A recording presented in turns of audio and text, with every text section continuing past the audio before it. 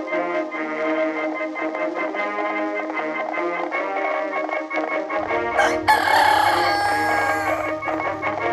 y'all, welcome to Cooking on the Farm. I'm Rachel and it is 4th of July, thus the attire. I even got new earrings. I'm so excited. Come on in, let's make some red, white, and blue strawberries. So you're gonna need some white chocolate. I shredded it. You can use chips, whichever you want. You're gonna need some strawberries with the little green on, and then some blue sugar. So I put this on a medium low heat, more low than medium. This is my smallest burner and my coolest burner. With white chocolate, it burns super easy. All chocolates burn, but this one is super, don't walk away too far. Don't go into the phone, and we want to get it moving, so I'm gonna grab a spatula. I'm just gonna get this to melt down. You don't wanna get same with the other chocolates. You don't wanna completely melt it. You want to let the pan heat up and then take it off the pan or off the heat and stir, and let the pan cool down as you stir. So it's fast. This is maybe a minute. So I'm going to turn my heat off. Two things. You need a cold cookie sheet of some sort and a piece of parchment. I've already crumpled it so that it will lay flat. So then all you really need to do is grab your strawberry by the green.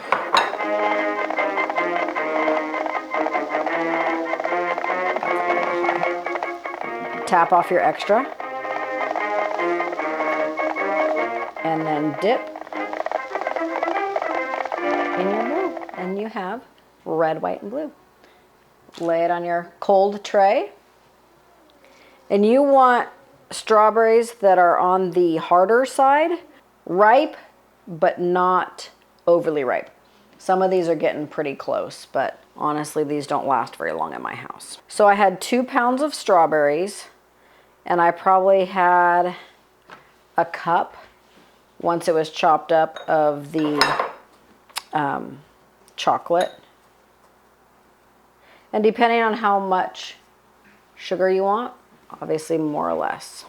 The reason I have a cold cookie sheet is because the chocolate obviously is warm, and if you do it on your just your counter, it won't set for quite a while, especially it's warm today. So it takes longer to set, and then it's just harder to peel off. This is going to make it easy to just pop off. So you don't want a lot of extra chocolate on here because it will start to drip off. You can see on that first one that I did, I have a drip that's fallen off. It makes for a bigger, crunchy, messy bite. So you want kind of a thinner shell on it. So David and I are talking here because this is literally not taking very long. And I was like, what other colors could you do? So like we're thinking Christmas, you could do red and green. You could either dye your chocolate green, or you could put green sprinkles, just do the white and have green, red and green for Christmas.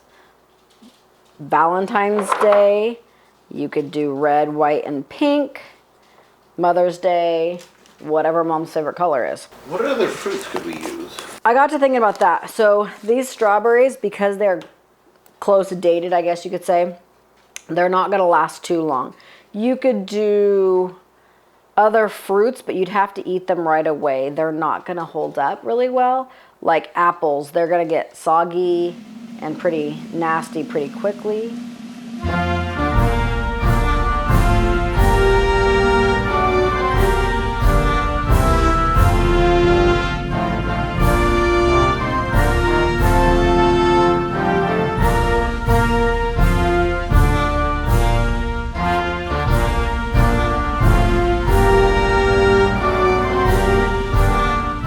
There's a crunch, super delicious. I love these. I made these a couple days ago.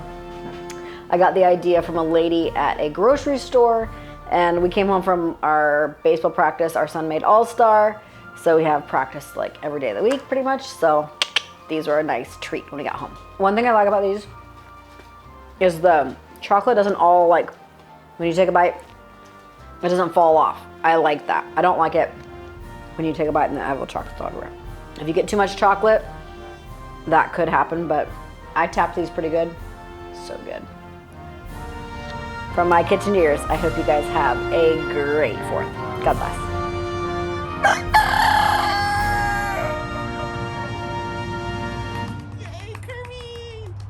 I don't know if I can cook with the hat on. Good. All right, guys, we are just. I thought you were gonna grab one and eat it. I was like, not yet. Why? This guy lost his top. How do you dip in that old top? Tickle, tickle, tickle, tickle, tickle, tickle, tickle. Yeah, you're broken, I know. Okay, last bite. Whoa, I don't want to shut it down. Stick it down. Look at that. Oh my god. Can I see?